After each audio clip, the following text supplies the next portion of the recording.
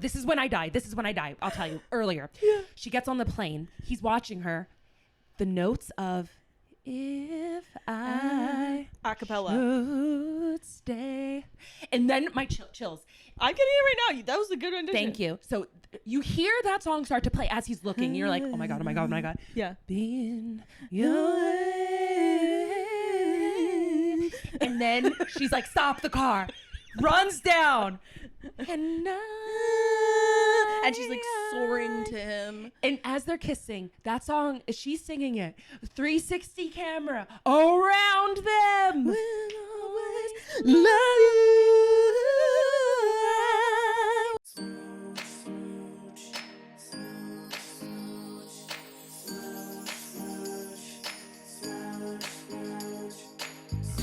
Everybody loves to smooch.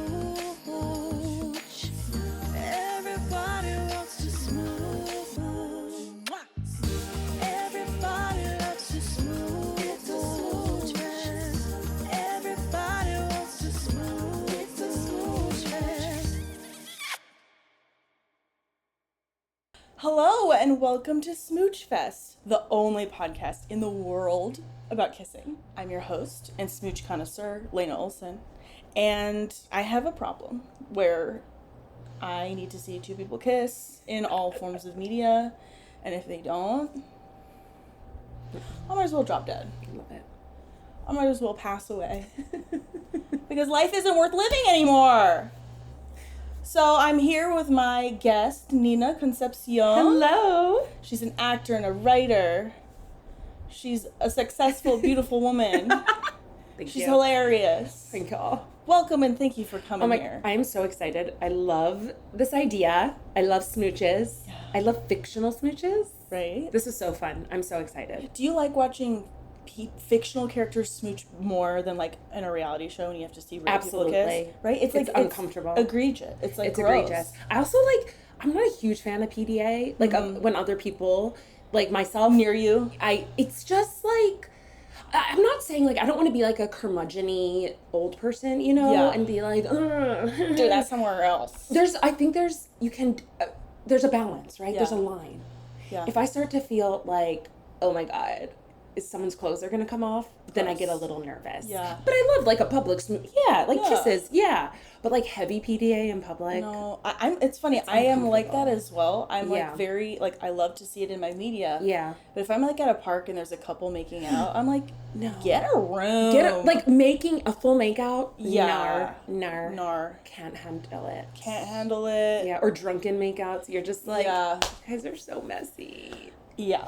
And it's also very funny to me because even if my friends are dating or if they kiss a greeting or something, I'll turn my head away because I'm they need their privacy. They need their privacy. I don't know. Do you know? Some people will look at their friends and their family members when they kiss. That's and weird. That feels weird to me. You're a voyeur. No, I'm not going to do that. No. I'm no, I look away. No. Yeah. But I'm not weird if someone pecks or, holding hands. I love all that. But it's the egregious. I'm just oh my gosh. What? Yeah. If the tongues are mining. No, I can't. Down each other's throats? I can't. I don't want to see it. But in a movie, honey, give it to me all day. Give it to me. Yes. And we're here to talk about the movie, The Smooch of the Week, that Nina suggested. Yes. Which is 1992's The Bodyguard, starring Kevin Costner and Whitney Houston. Truly, oh my God, it's so good. It's so good. Do you like The Bodyguard before? Have you seen The Bodyguard before and stuff? I saw it one other time, a couple years ago. Yeah. And I was like, how did I wait this long? I know. It's so good. Watch this movie. It's so good. Also, just my general observation about it, because I was looking at reviews and stuff. Yeah. And I was kind of surprised that it had so many mixed reviews. Yeah. And people were they got nominated for Razzies for acting? Ridiculous. Are you kidding me? Whitney Houston is fantastic in this. She's radiant. Yeah, she's acting her ass off. And so natural. And their chemistry. Their chemistry is hot. It's so good. I think it's one of those movies in hindsight now. It's no, this was a classic. It's so good. Yeah. It gives you everything. It's doing so much. It is melodramatic, but in the best way that we love now. Yeah. So when did you see it? You saw it as a child in the 90s? Good question. I feel like I remember always being aware of it, but I rewatched it like years ago, like as an adult, and I was just like, oh my God. Yeah. And like, I think it's one of my favorite tropes. Which is what? The bodyguard trope. Just a bodyguard being and like you can't fall in love. Like you can't mix work. It's his job. He's in. Kevin Costner plays this character, Andrew Farmer, Frank Farmer, so well. Yeah. Like he's so just like, you know, he's just like tall and brooding and like reserved. And she is a firecracker out the gate, like just like a sizzling live wire. And she sort of likes to like poke and prod at him. It's like fun for her to tease him. It's so which cute. Is hot. It's hot. It's a hot dynamic. And they're adorable and just like, yeah, it's electric. And so watching it as an adult, I was like, oh my God. And then I saw it in the theaters. They brought it back to theaters like a few years ago and seeing it in a theater at the AMC. It was the 30th anniversary, I think, in 2022. Yes. There was almost a full-on fight in our theater. Why? Because this older woman was like, had her phone out filming the screen. And this guy was like, what the fuck do you think you're doing? and honestly, the correct level of rage. He like got up and was like, what the fuck are you doing? Yeah. And we were like, yeah, put it away. Put it away. He was the bodyguard of that. He was the bodyguard screening. Of the movie of the AMC Burbank 16. Yeah. Yes. I think watching it, I was like, this movie really gets at just this primal, like what's so hot about it? It's the primal thing where it's like, man protect woman, woman need man to be safe. And I know, and it really, and that's fine. It's fine. That's fine. She's still a hot pop star. She's one of the world's biggest pop stars. For people who haven't seen the movie, she's one of the world's biggest pop stars. So good. And she needs a bodyguard because she's getting threatened by a bunch of stalkers sending her threatening letters, jerking off in her bed. Yeah. Oh God. Yeah. Yeah. Gross. There's just all this scary shit going on. She's got a son. She's a single mom. A single mom who works 2 jobs. Works so hard. She loves her kids and never stops. What's her second job? I don't know. Being cool. An actor and a pop star. That's so right. Because she's nominated for an Oscar in the movie. Right. So she's on this like Oscar campaign. Yeah. So that's why she really needs a bodyguard. Is because there's been Oscar buzz and she's nominated. And she's exposing herself. Yes. To a lot of dangerous scenarios. Yes, exactly. She's basically playing like a version of herself, I would say. Yes. And he comes in and I love his backstory. He has trauma because he wasn't there the day Reagan got shot because he buried his mom that day. Oh yeah. Oh no. He was taking care. He was grieving his mother, and he wasn't there. To protect Reagan from getting shot. Rewatching it, I'm like, oh yeah, this is like an alternate history movie. Yeah. It's like what? He has Reagan trauma. Also, Reagan. I know. Reagan Sucks. But LOL. Like how funny. LOL. Yeah. That's so great. So yeah, he's you know. He's damaged goods. He's damaged. But he's convinced to take care of her. And before we talk about the famous smooch at the end, I do want to give honorable mention for the scene where he's watching her music videos alone in his room. It's so good. Just like leaning forward, drinking whiskey, watching her. It's so good. And it's like, that's when you know, like, oh, he's attracted to her. He's like falling for her. And then Whitney sees him doing that from her balcony at her mansion, and she's like, oh yeah, you can see the change where she's like clocking it. It's so cute. I love it. Also, I love it. Who is it that said like the best male romantic leads are that way because they know how to look at a woman? It's the eyes. Are you considering the woman in a way that is actually attractive? Yes, that's such a good point. It's the way he perceives her. Yes, that is so hot. And his eye contact is so good. I also think, like, you know, something they say in acting, if you like need to manufacture chemistry, hold eye contact, like tons of eye contact. And it reads so much like palpable chemistry. Wow. And I think his eyes on her, like in every scene, piercing, amazing, obsessed. Yeah. Obsessed. Were you like, did you have a big crush on Kevin Costner? Not well, in this after I saw this movie, I was like, oh, and like I like Field of Dreams. There's like a few other ones. Honestly, I think he's like sexy now. He looks better now. He looks. Did you watch that movie he's in with Diane Lane? No. It's like their grandparents and they have a son. Yes. And this son and his girlfriend have a baby. The son dies. So then the girlfriend goes with the son back to her family, their grandkid, and her family's like hill people, like weird ass, like deliverance people. Yeah. And they try to like kidnap and they have to go rescue their grandson. And Kevin Costner and Diane Lane, because they're in their 60s, have such good chemistry. Hot. And there's like kind of a Diane Lane's hot. They're hot, and there's a prelude to like a love scene between them. And I'm like, yes, more 6-year-olds. Effing on camera. Please. Can we cuss on this podcast? You already cussed and we're doing it again. Okay. I need 6-year-olds to fuck on screen. Yeah, we do. We do. We need them all. It was so hot. They're both so hot. Yeah. And he's like, at one scene, sorry, this is a tangent that has nothing to do with this. It's okay. She's like, what are you looking at? And he's like, I'm looking at my girl. Like he says that to her. I'm looking at my girl. And then they go have sex, and it's so hot. Okay, anyway, so yeah, all that to say, I think Kevin Costner's he's got the juice, maybe. Yeah. Now. Yes. Here's my one complaint about him in The Bodyguard. Yeah. His dumb haircut. Ooh. I hate that haircut. But you know what? I get it for his character. No, it's so bad. It's like the Caesar haircut. I hated that haircut. I never thought it looked good on men. I think it's just so unflattering. And I was watching like interview clips from that time period of the two of them, and I'm like, his hair's longer and much frames his head better. Why didn't they do that for the movie? Awful. It's giving like Josh Hartnett in The Faculty. Oh God, it's giving. That is so funny. Baby Bangs or Courtney Cox in Scream 2. It really is. It's bad. Like, it's bad. It's bad. And meanwhile, Whitney looks radiant and adorable. Beautiful, like never been more beautiful. She's adorable. I love all her looks. So good.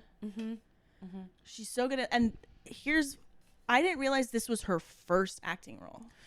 And he like helped her. Yes. With there's so much lore that we'll get into. We'll get into it. Oh, I do want to say, like, I don't think they would ever cast Kevin Costner in this role now. It would be like Austin Butler. Ugh. And I'm like, no, bring back. Not for me. Bring back the everyman hero, the Bruce Willis. Yeah. Kevin Costner. I'm like, I want. Who would it be today? Do you think? Who would be inappropriate? Well, it would be like fucking Austin Butler. Who would you want? Who would I want? This is a great question. I think this is so hard. Who would it be? I don't know, because this is something I've thought about. Oh, well, Keke Palmer would be. She'd be perfect. The Whitney role. Yes. And you need someone who's not like. I like the idea that it's not like he doesn't look like a GQ model. No, yeah, he's like a regular. He's strong, but he's a regular guy. It'd probably be like Miles Teller or something. I actually was thinking that he would be good for it. His face fits it. Yeah. I'm worried about his acting chops. He's too charismatic. You think? I was gonna say he like sometimes I feel like he doesn't want to be on set. He's too gregarious, is what I feel. I don't know. I'm thinking of his performance. I haven't kept up with his new shit, so I don't know what he's doing right now. Like Whiplash, he's good in. Yeah. And I like The Spectacular Now. Yeah. The Gorge that came out recently. Oh right, I didn't see that. No. Okay, let's move on. Okay, sorry. Yes. Why am I thinking of Jesse Plemons? I don't actually. Okay, hell yeah, I'm into it. Yes, Jesse Plemons actually, I'm fucking into it with his long hair now. Yeah. Yes. He has the acting chops. Yes. He does have that. He has the acting chops. I'm into it. Absolutely. You do it.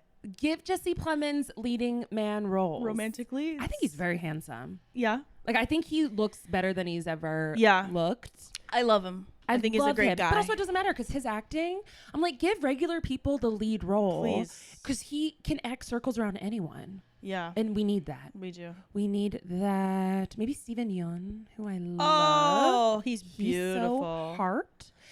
He's hot, but he can also play like many things. He can be kind of...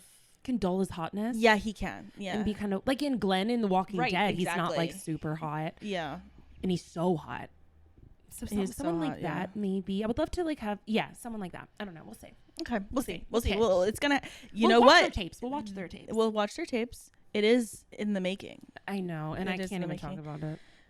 Yeah, it's I actually hope it bombed. Like, I hope there were rumors that Kim Kardashian was going to be in it. No. Part of me is like, I would rather have that and it be so disgusting that everyone just like pretends it never happened. Yeah. Than one that tries to be it and like falls so short. Yeah. I don't know. I'm very conflicted. I feel you. I feel you on that. Just leave it. Stop with the remakes. Just leave it. Let us enjoy this. Because the other thing I wanted to mention before we get to the kiss is this movie is so wonderfully 90s. Oh, so 90s. Would you agree with me when I say that movies in the 90s were just better? Yes, 100%. There's just something, I don't know how to explain it. I'm like, is it just because I came of age in the 90s, so I'm biased? Or were they just better? I think they were mostly better. And they looked better. They, I think too, like, I talk about this all the time because my husband's a director and an editor. And just like, he even mentioned like, we were watching the finale today and he was like, you don't even, he wasn't saying this in a pretentious way, but he's like, no one understands like the focus, that camera move was so hard to do. And we'll talk about it. Yeah, we'll talk about it. And it's like, I think in the 90s, it's way more interesting. They did stuff like that. They did stuff like that. They wouldn't do that now. No, we were just watching Speed. Yeah. Because we got that on VHS too. And there's a scene in Speed, and he was explaining to me, he's like, this camera, they would never do it in an action movie now. Yeah. And they were doing that stuff in the 90s, like pulling focus in a certain way. And they were being like, artful with it in a way really that artful. Like, okay, there's a couple kisses earlier on in this movie, and I was thinking about, so their first kiss happens when she goes back to his house and he shows her the katana on his wall, and she pulls it down and she's like messing around with the katana, and then he comes up to her, he takes her scarf, throws it up into the air. There's a shot of just the scarf floating in the air, so you really get the sensual understanding of how light and airy it is. So good. And then it falls and slices in half over the katana. It's so good. They just wouldn't do that. They wouldn't do that anymore. They wouldn't. That's just fun. It's fun. It's fun and cool. And artful. It's filmic. I know. Yes, I do. I'm a hardcore nostalgia 90s. Like, absolutely. Movies were better there. They were better then. And I just want us to go back. Yeah. Or just... The colors, people's teeth were real, no veneers. Exactly. They had texture on their face. Yep. I love it. Yeah. Yeah. All right, let's get to the main event. Do you want to set the scene for how it ends? Yeah, because I'm confused. I had questions watching it again. Okay. So the Oscars happen, right? We're in a little time jump. The whole time, Farmer has been, trying to get her stalker finally confirmed. So she wins the Oscar. Her stalker hired a hitman, tries to shoot her. He jumps in front of the bullet. He gets shot. Kevin Costner. Yeah. It's this crazy dramatic. He takes the bullet for her, and then he kills the hitman, right? Yes. Iconic. So it ends, that like slow fades out as he's like bleeding out and she's holding him and she's like, no, Farmer, no. Yeah. We kind of fade out. Yeah. Then we come up and it's at the airport tarmac. Yeah. And he has a sling, so he's okay. He's okay. He gets out of the car. Yeah. And he walks over and Rachel, her son, I love, one of my favorite parts of this movie is her other bodyguard, how they became like friends after they fought and hated each other. Farmer and that guy. They finally come to respect each other. They come to respect each other. So that guy with the iPad, he got hurt. He was like, hey, good to see you. Yeah. And so do they say where Rachel's going? I don't think so. They don't say. So she's just leaving. She's leaving. She she's doesn't on a plane live there, I guess. in LA.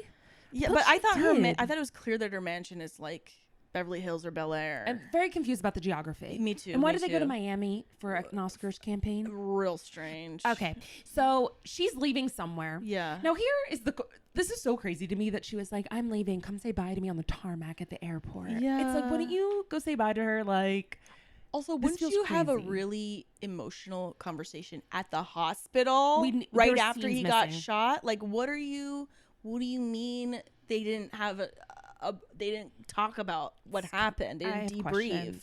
Yeah, I needed one more scene. I need one more scene. I wish they got rid of the last scene of the freeze frame on his face. I was gonna say we don't need that, and we need a scene in the hospital, and then we need the goodbye. We need the goodbye at the airport tarmac. Yeah. Yeah. So they're at the tarmac. Because it's unclear, like, are they still committed to not being together? Because that's the push and pull of the whole movie. Is like he's like, do we want to be together, or do you need to protect me more? Well, that's why I think they did the last scene to show like they'll never be together. He eventually chooses if to be the bodyguard. If it ended on the tarmac, we'd be like, oh, they're together. She jumped off. Okay, so she gets on. They say goodbye, right? It's like very like he's like being very stoic, and she is being cheeky, and she's like, okay, let's get this over with. Give me a kiss. They hug. She gets on the plane. Yeah.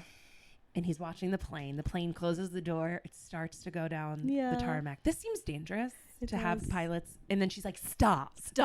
Actually. Stop the plane. Hold on. It's not a bus. But Whitney. It stops like a bus. Yeah. I'm like, is this safe for the engine? Ding, ding. Yes. She runs out. Yeah. Runs down the steps. Runs straight to him. He knows. There's no hesitation. He's already ready. He's ready. Posing for the kiss. Welcomes her with open arms. They lock lips. 360 camera around them this is when I die. I'll tell you earlier. Yeah. She gets on the plane. He's watching her. The notes of if I acapella should stay. And then my chills. I'm getting it right now. That was a good rendition. Thank you. So you hear that song start to play as he's looking. You're like, oh my God, oh my God, oh my God. Yeah. Being your way. And then she's like, stop the car. Runs down. And she's like soaring to him. And as they're kissing, that song, she's singing it. 360 camera around them. Will always love you. Yeah. And I think it's when that acapella notes come in on his face. I'm like, this is why they fucking make the movies. This is why they make This is what we live for. It's what we live for. It's the only thing I care about in life. And then this is the iconic smooch happens. And then it's like, then it goes and they show her singing at some performance, and he's gone to like be a bodyguard again for some government, some politician, and it ends on his face, just stoic and sad, and not with Rachel Marin. And the cross that he gives her is the priest's hand. Oh, like, I didn't remember that. They show like the cross. Yeah, but then I'm like, I hate that last scene. Just cut it. Just cut it. End with them kissing. And then if you have to be like, you leave it ambiguous for us. Yes. Or if you're going to end. Because like she could go back onto the plane without him, and that would have been enough for us to be like, oh, they just wanted to have one last good smooch before they part. Yep. They should have kissed, parted. He watches her get back on the plane, and then still end with his face then watching the plane take off. I don't know what Nina, Mick was thinking, the director Mick of this. Jackson. What were you thinking, Mick? What were you thinking, dude? Weird, but still a perfect film. So great, so fun. That kiss, so hot. And okay, so you want to hear some fun behind the scenes about that whole thing? Always. So they built a circular dolly track around the two of them, and the cameraman. They had dolly grips pushing the cameraman on the track, and then they had the cameraman shooting, and the first take is the one that ends up in this movie. The first take, they're going so fast. The centrifugal force is so fast. The cameraman falls off the camera, and it's still going. They got the shot. And not even that. He gets back up, gets back on the camera, continues shooting. Yeah, let's do it. That's how you make movies. And that's the take that ended up in the movie. Like they did more takes and went a little slower. And ultimately, Mick was like, no. We got to get dizzy with this kiss. It's fantastic. It's so beautiful. Isn't that so cool? It's so beautiful. I wrote that kiss into my wedding vows. You did? It's part of my wedding vows to my husband. Wait, how did you do that? It was like something like talking about like the feelings I feel. And it's like the same feeling as like when we watch a movie. Like, I don't know. I reference that and be like the feeling, because we love movies so much. Yeah. And I was like, he gives me that feeling. That's so like, sweet. But that's how important this movie is to me, that I like wrote it into my wedding vows. Wow. This moment. I'm so glad we get to talk about it.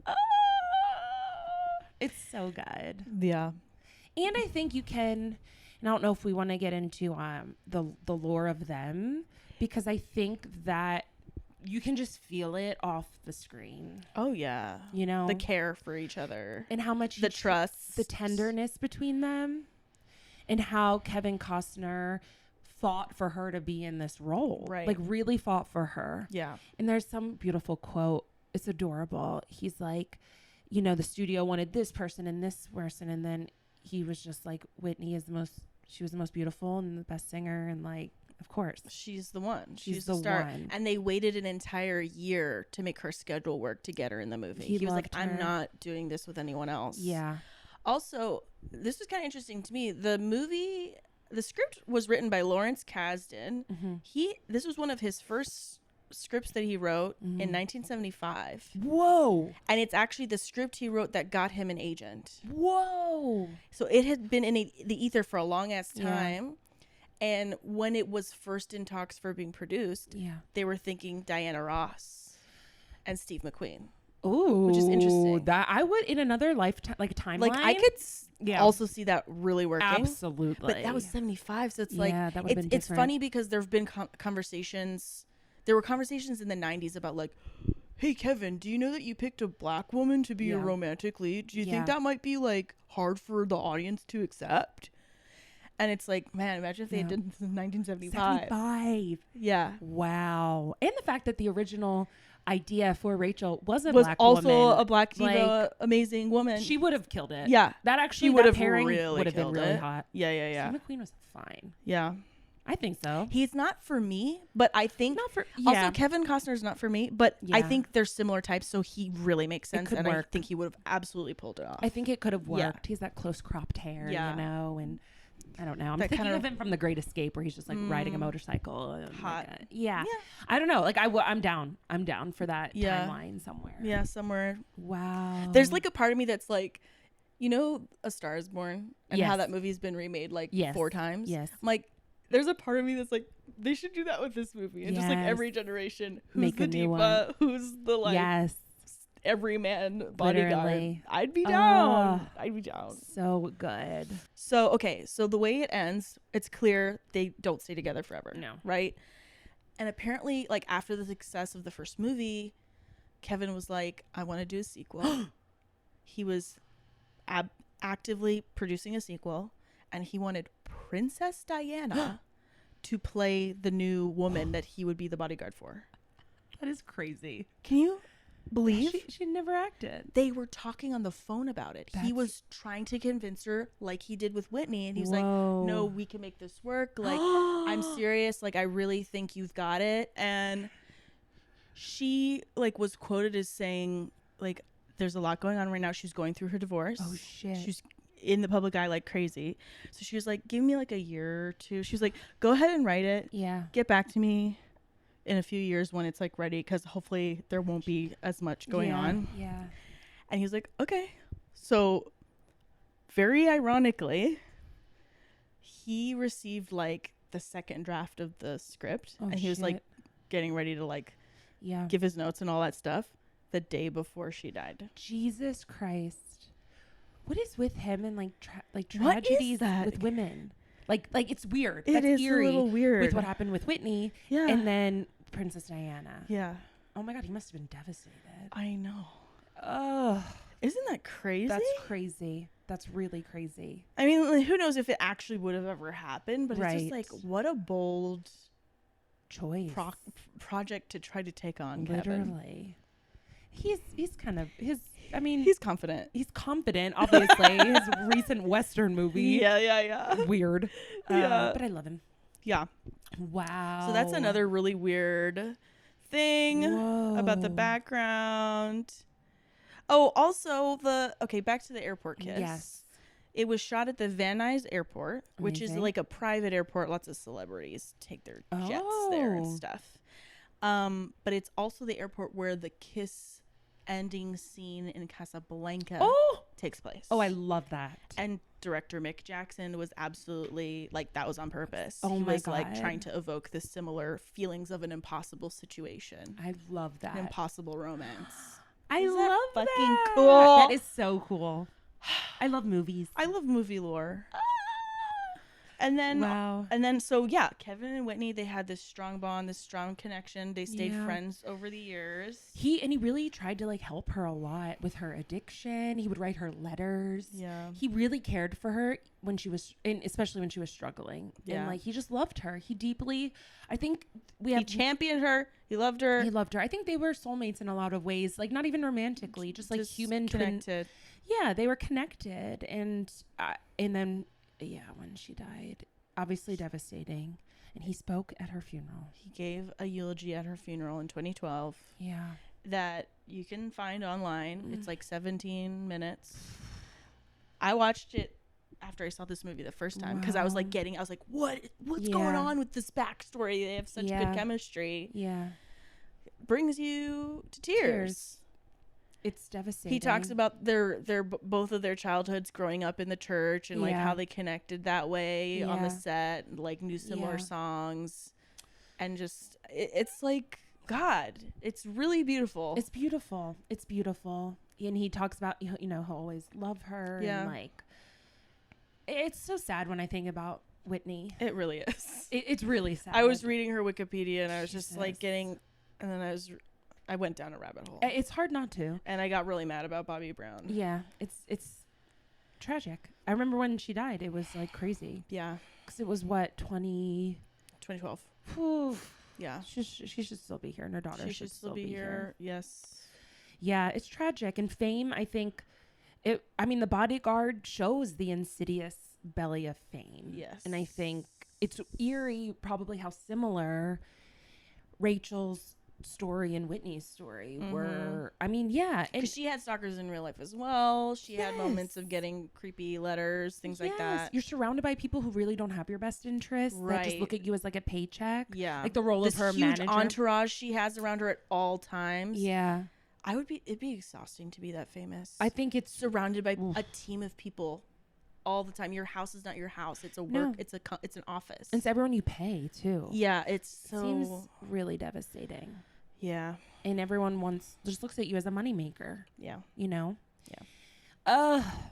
Whitney, she's just transcendent in this film. She really is. And I can't believe it's her first role. I think she did so amazing. She did. She didn't take any acting classes. And because I read something where it's like she was nervous and he would like help her with the scenes and act, and told her like, I got you, just play yourself, really. Play yourself and be natural and grounded. Yeah. And he really was like, I'll, pull you, we can like work on the scene. Like he was really like her, I think, anchor during this movie and allowed her to soar. Yeah.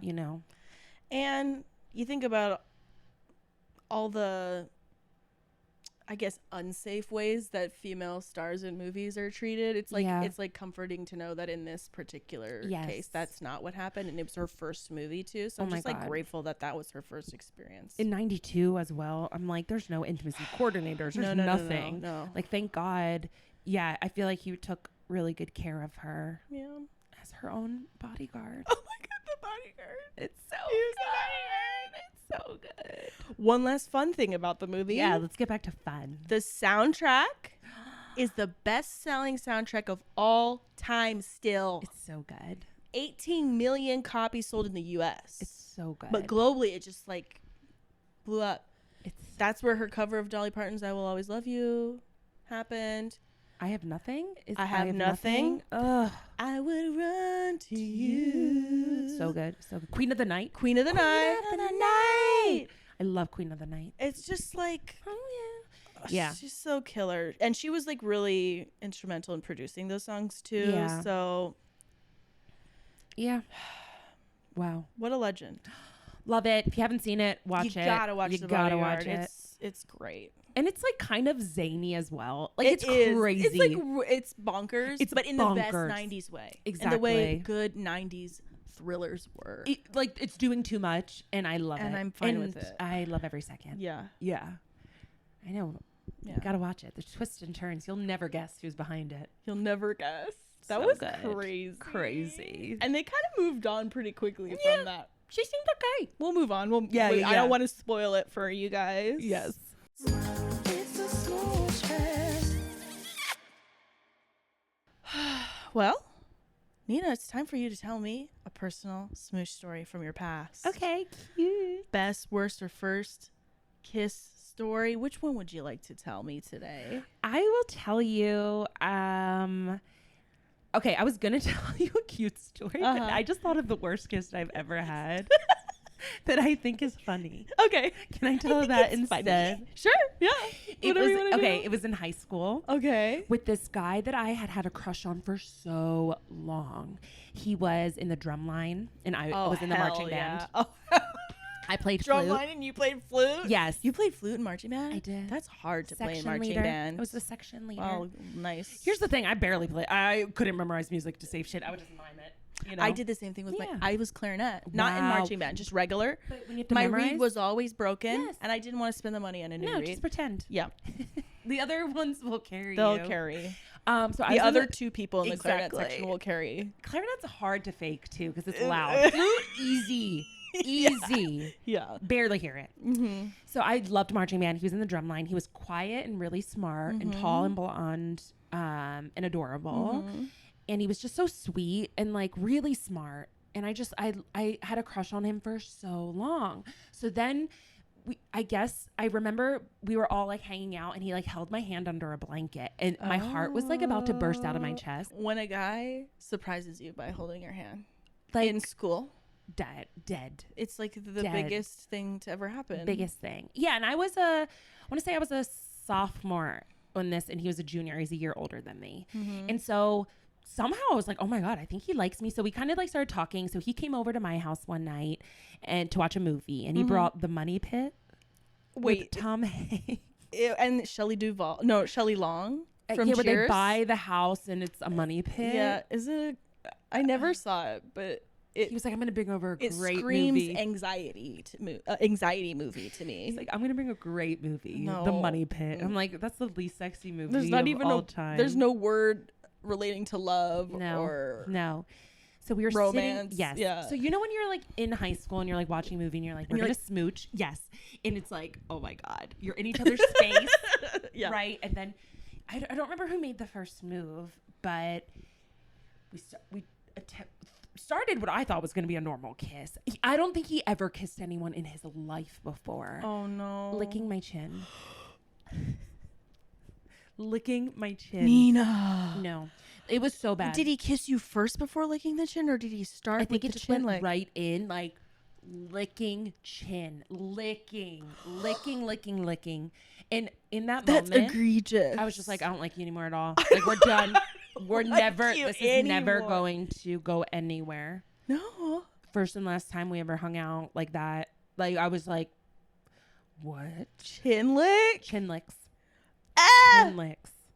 All over. I'm so sorry. So much tongue. Oh, I'm so sorry. I'm so sorry. It was so disappointing because he was so cute. Yeah. And also, like, if it's your first kiss, don't you like take it timidly a little? Like, try to figure. I feel like my first real kiss was very tentative and like I don't know. We're figuring this out. Yeah. You don't go in just like I'm gonna scare them off. My God. Like, chin all. I was so wet when it ended. I'm horrified. It was horrifying. Oh my God. I know. And I'm sure he's figured it out by now. Yeah. I'm sure he's figured it out by now. Yeah. I probably figured it out a year later. Yeah. Right? And looking back, it's like he seemed older than me, but my God, he was 16. Yeah. He doesn't know what the hell he's just a doing. boy. He's just a boy. But wow. cuckoo bananas. Yeah. And then immediately it was just like, ick. You're not cute. I don't like you. Yeah. Not attracted anymore. This is so goodbye forever. I was just shook to my core. Yeah, no, that's so bad. You're reminding me of one of my worst kisses in the world too. Really? It was study abroad in Brazil. Okay. Which was wonderful. Okay, love. Great time. Yes. This Brazilian guy had a crush on me, and I wasn't really into him. Okay. Because it was one of those things. I really hate this. I really reject this notion. Oh God. When someone sees you from far away, develops a crush on you without talking to you first, and tells other people they have a crush on you, again, not having met you before. So I'm like, you actually have no idea what my personality is. Yeah. You just think I'm pretty. Yeah. And I am a weird girl. Yeah. I can be goofy. And I was like, this guy is not going to like me once we talk. I just know it. Yeah. I know it. I'm not being like, I'm just like, that's what I know, so don't waste my time.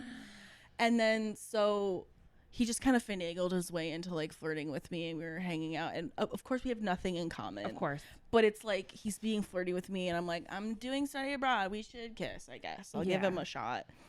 And tongue swirl immediately, like tongue first. No, it can't be tongue first. Tongue you first, can't go like, and like all the way around, and then he was like, "Oh, you don't really like to use the tongue," and he shamed me. He was like, "You Americans are so like prudish," and I was like, "No, I think you're just bad. I think you're sloppy." And he was like, "I'm scared to say this out loud." Oh no, what? He was like, "Suck on my tongue." He said that to Yeah. you? He told you to suck on his tongue? Yeah. What the food? And then he did that to me too, and I was like, I hate every second of this. Ew. Were you guys drunk or anything? No. It was the middle of the day. Oh my god. It was like a 4 p.m. Ew. It was disgusting. Ew. I hated it. It was one of the worst. It's the worst kiss of my life. Men are not well. And I was just like, what are you talking about? Like, he really tried to make me feel bad. Like, I'm being weird. a prude. And I'm like, no, I'm just, this is not good making out. Good. Oh. Weird. Yeah.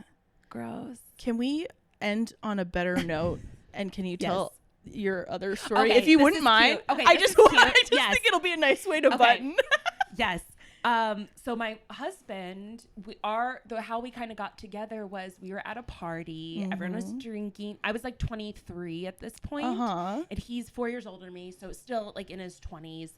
And our friend dared us to kiss. Because we had like had crushes on each other. Were you playing like truth or dare, or was this No. just a like, hey, I dare you to kiss? Exactly. Oh, wow. One of my best friends still to this day, and how we met. And they were on like I met him through like improv. Like this was like before online dating. Yeah. This was, or app, no, online dating was around. This was before apps. Like Tinder had just come out. This was when you would open up OkCupid on your web browser. Oh yeah. Yep. eHarmony. Yeah. And so, because this was 2012. And so we were at a house, like a little apartment party. And, yeah, I was definitely like drunk. Like, no, we weren't drunk past like where it was like, oh. You're buzzed. You're feeling buzzed. good. We were like, 20 sloppy. And my friend was just like, I dare you guys to kiss. I dare you to kiss.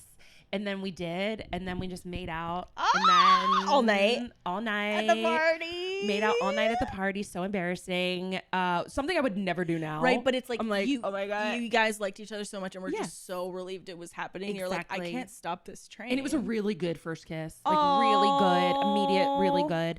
That's nice. And then we started dating like a month later, officially. We we went on dates. It was fun because I felt like we did a traditional, like a few, several dates, hang out, and for like a month. Yeah. And then asked me to be his girlfriend. Sweet. Old school style. Oh. Yeah. And now you're married. And now we're married and together 12 years in February. Wow. Which is cuckoo bananas. Congratulations. Thank you. Love is real. Love is real. Yes. That's good. That was that I feel cleansed. I'm so glad. That was a good palate cleanser. And also to have it be like my last first kiss, that wonderful. Counts. You want your acting last first kiss to be, because it's ideally with the person you end up with. It's got to be the best one. It was really good. There's never been an ounce of like awkwardness with him or like an ick. There was no ick. Oh, it was like, oh, this is wonderful. Yay! Thank gosh. Well, Nina, we're hitting our last segment. Yes. And we're doing something a little different. Okay. We're doing, instead of Smooch Fact, we're doing a moment in Kisstory. We're going to talk about a historic smooch. Hell yeah. That stands the test of time. Okay, I love. And this is, one's going to seem a little random, but I think we're in the 90s movie space. We're in the 90s space. Love it. And I was looking at like all these historic kisses. There's some we could mention from the 40s. There's some we could mention from, years of yore.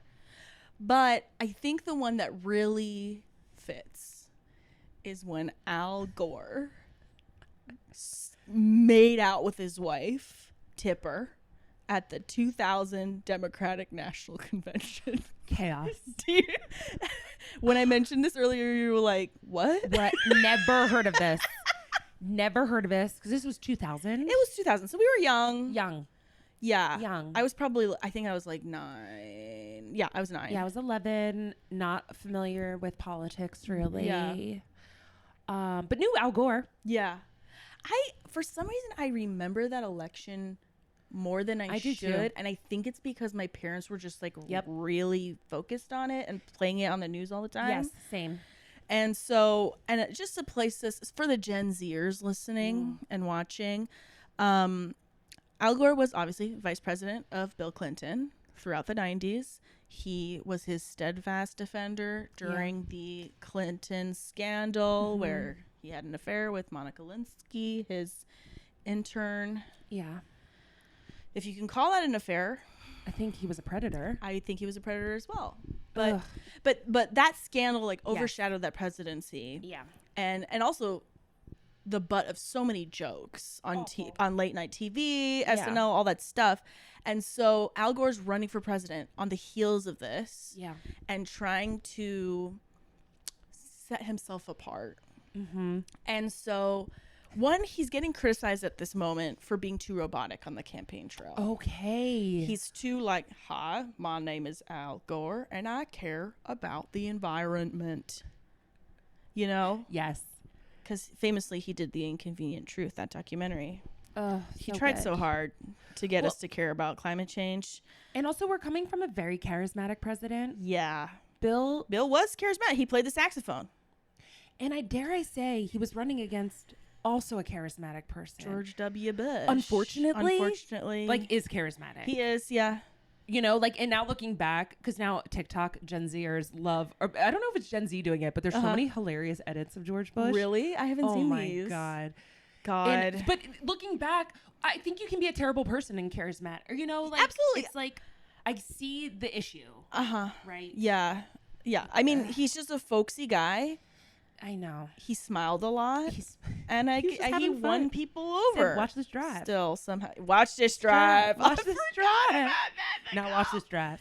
Oh. It's just like, yeah. Yeah. I see. Yes. And so, okay. So he was getting criticized, you know, being a robot. How can he separate himself from the Clintons? Right.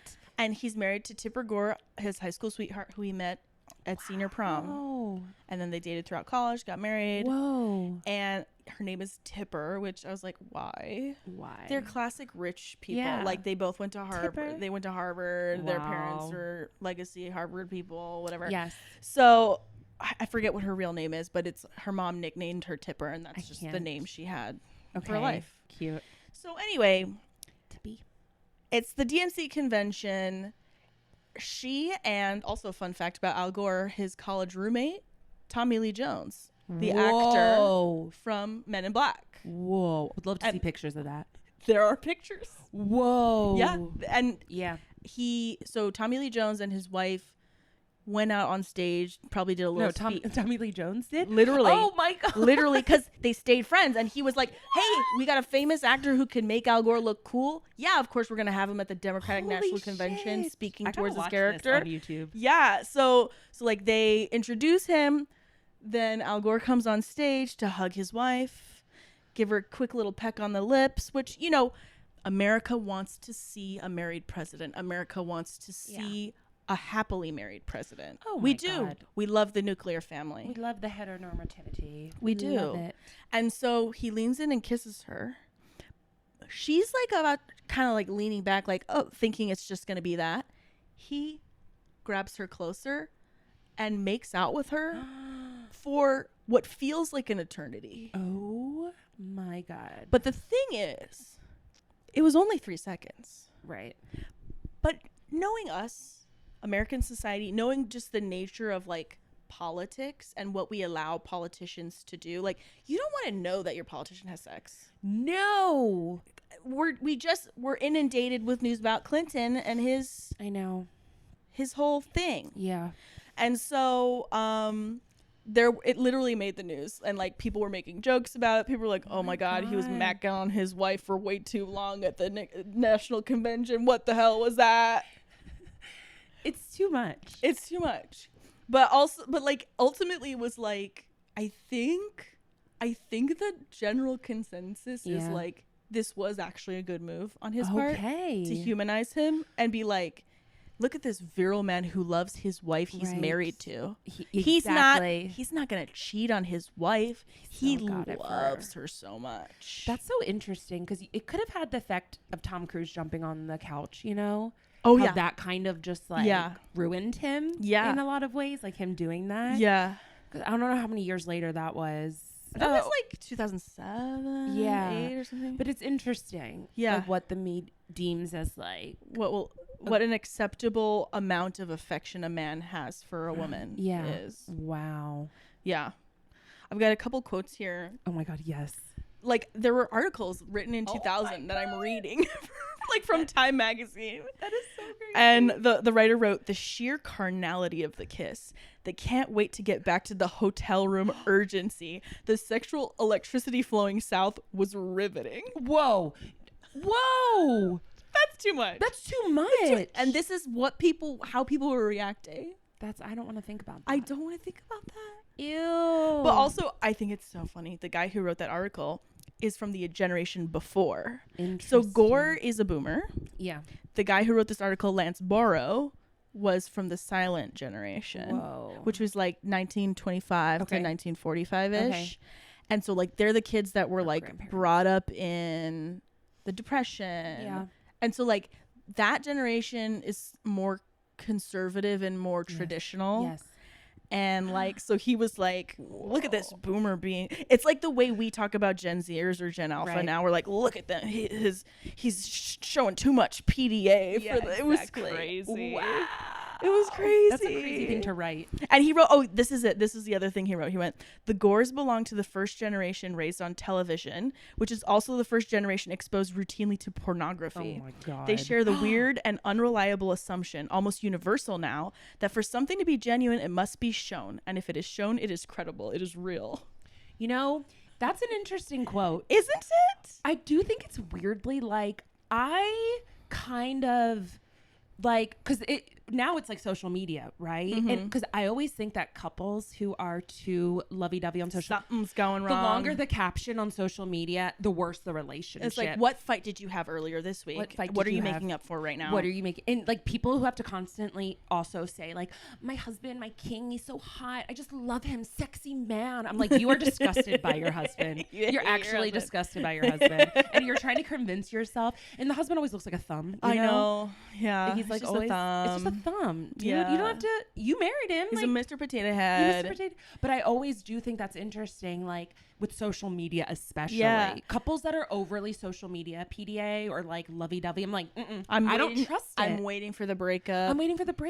And it usually happens. Yeah. I always like am like icky about that. Yeah. It's so interesting that this guy's observation is mirroring like what we're talking about. It's crazy because I mean, what we're saying, like he did it. It was a calculated move. It was a very to humanize him move. And make his relationship seem more solid and like not something to be worried about. Yeah. And ultimately, the Gores separated.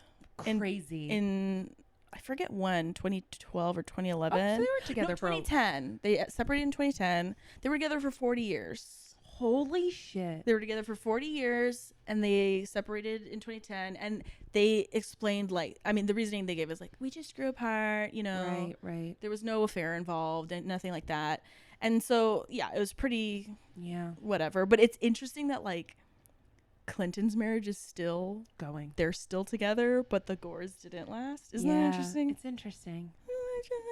It's interesting. That's all I'm saying. Yeah. So I mean, listen, they were high school sweethearts. I mean, it's crazy. I can't imagine people who last that long. Like, it actually doesn't surprise me when, like, maybe 40 years in, they're like, you know what? Maybe we do want to date other people. Absolutely. Like, yeah, sure. Yeah, it's fine. You've been together since you were teenagers. Yeah, I think they had a good run. They had a good run. They had a good run, and people change. Especially the older you get, you're like, holy shit, I'm in the third act of my life. Yeah. I don't know. Also, it's gotta be so hard to be a politician's wife. It's awful. They had 4 children together too, so it's just like so much of the mothering was parenting was on her. Yeah, it's a lot. Yeah. Wow. So that's the moment in Kisstory. Al and obsessed. Tipper Gore at the DNC convention. I can't wait to go. 2000. I want to talk to my husband about I will this. share a This is clip so of funny. it in the show Oh my God, notes you so have you guys to. can watch yourself, because it is kind of funny. It's so It's funny. kind of funny how she's like surprised by, oh, you're going for it. Oh my God, you're kissing. In front of all these people. You're really kissing. Wow. It's crazy. Yeah. Okay. Well, Nina, Wow. thank you so much for being This here. was so fun. I could talk about smooches for literally right? forever. It's just so fun. It's so fun. And it's been great to have you, Thank you. to catch up with you. Thank you. What do you have to plug? You got stuff going on that people need to hear. Just completed a Kickstarter campaign for my feature film, Ruthie Joins a Death Cult. So you can follow that on Instagram, where we post updates, cast updates. We're halfway through shooting. Oh, hell yeah. Yeah, so we raised money to finish it. Okay. So we're almost Awesome. done that. And then I host a live show called Obsessed. It's a comedy show about hyperfixations. I think I might be familiar with that sensation. Baby. Yeah. It's the third Monday of every month in Atwater at Nico's Wines. And then we just launched a podcast. And you can listen to it wherever you get your podcasts. And all the links will be in the description for this episode. Yes. So I'm excited to see this movie. Thank you. It is truly my it's a great title. Thank you. Ruthie Joins a Death Cult. No smooches in it. Ruthie sadly. Joins a Death Cult. Sorry, I wanted to enunciate. Ruthie Joins a Death Cult. No smooches, but that's okay. That's okay. Not every media has to have a kiss. I know. It's okay. It's okay. If every media had kiss, then it wouldn't be special. The power of a kiss. Exactly. I do have to accept that. Yeah. Well, I'm so excited for that and your podcast and your show. Thanks everyone for listening to Smooch Fest. Make sure to follow me on all the platforms: Instagram, TikTok, YouTube. You can watch full episodes of this on YouTube. You can watch clips on TikTok and Instagram. You can listen to the podcast on Spotify and Apple Podcasts and any podcatcher of choice. Love. Also, I would love it if you would rate and review or send me a kissing story that I can read on air. At smoochfestpod@gmail.com. So consider that. Love you guys. Thanks for watching, listening. Smooches. Smoochfest is produced and edited by Lena Olson. The theme song was produced by Theo Seidman. Catch you next Thursday for another episode.